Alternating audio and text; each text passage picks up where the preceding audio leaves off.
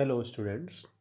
यहाँ पे आज हम एक न्यू चैप्टर स्टार्ट करेंगे जिसका नाम क्या है, स्टैटिस्टिक्स एंड प्रोबेबिलिटी। तो सबसे पहले हम बात करेंगे स्टैटिस्टिक्स की, फिर इसके बाद जो प्रोबेबिलिटी की। ठीक है, तो लेकिन इस वीडियो में हम थोड़ा सा स्टैटिस्टिक्स के बारे में, कुछ इसके जो टर्म्स हैं जो कि मोस्ट सबसे ज़्यादा यूज होंगे, उसकी बात हम कर लेते हैं। ठीक है, तो स्टैटिस्टिक्स जिसका कि अगर हम सिंपल मीनिंग पे जाएं तो ये आपका लैटिन लैटिन वर्ड है और स्टेटस से मिल के बना हुआ है। ठीक है, या इसको हम कह सकते हैं कि अगर इसके हम मीनिंग पे जाएंगे तो इसका मतलब होता है पॉलिटिकल स्टेट। ठीक है, तो पॉलिटिकल स्टेट में जो हम डिफरेंट टाइप के टैक्सेस, डिफरेंट टाइप के डेटा का जो हम स्टडी करते हैं, वही सब चीज़ यहाँ पे हम पढ़ेंगे। ठीक, तो डाटा की बात आती है तो सबसे पहले बात आती है कि डाटा होता क्या है। तो डाटा हमारा क्या होता है?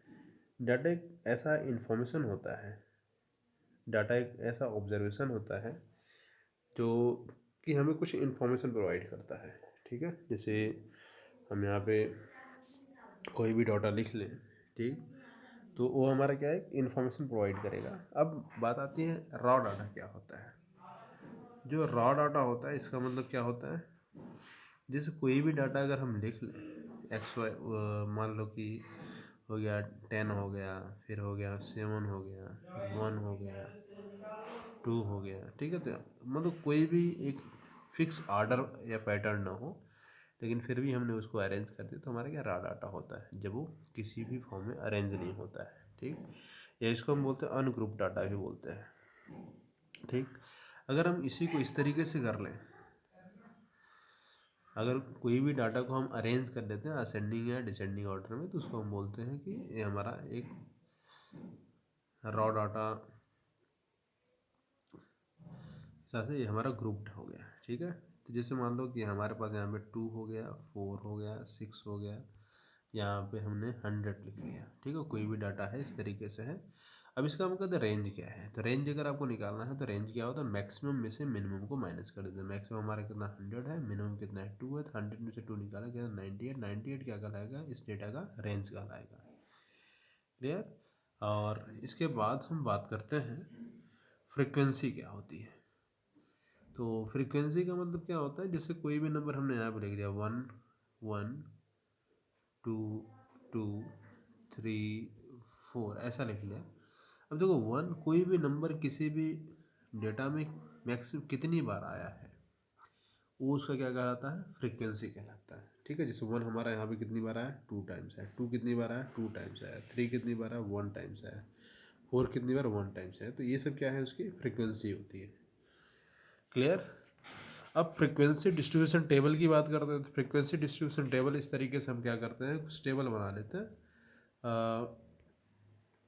अगर हम इसकी बात करें तो एक टेबल हम बना लेते हैं। ठीक है, जैसे कि यहाँ पे हमने क्या लिखा,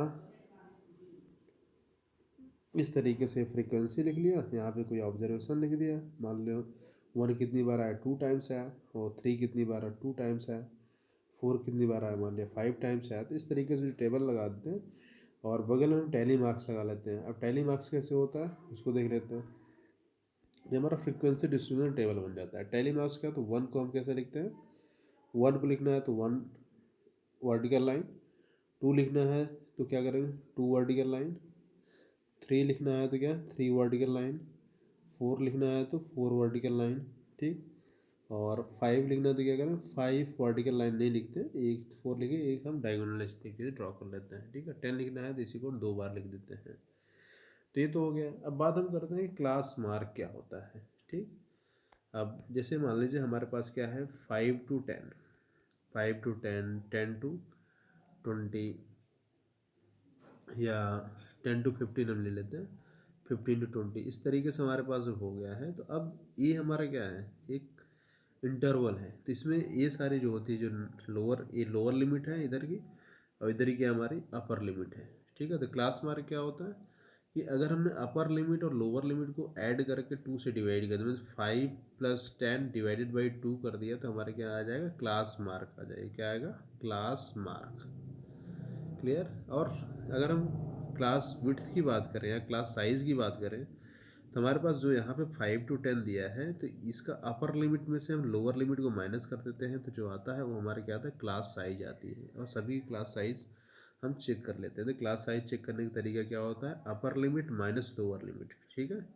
इस तरीके से हम इसको माइनस कर लेते हैं, ठीक है। तो ये तो हो गया कि क्लास साइज कैसे निकालते हैं। क्लास इंटरवल दिया है तो हम उसकी जो है,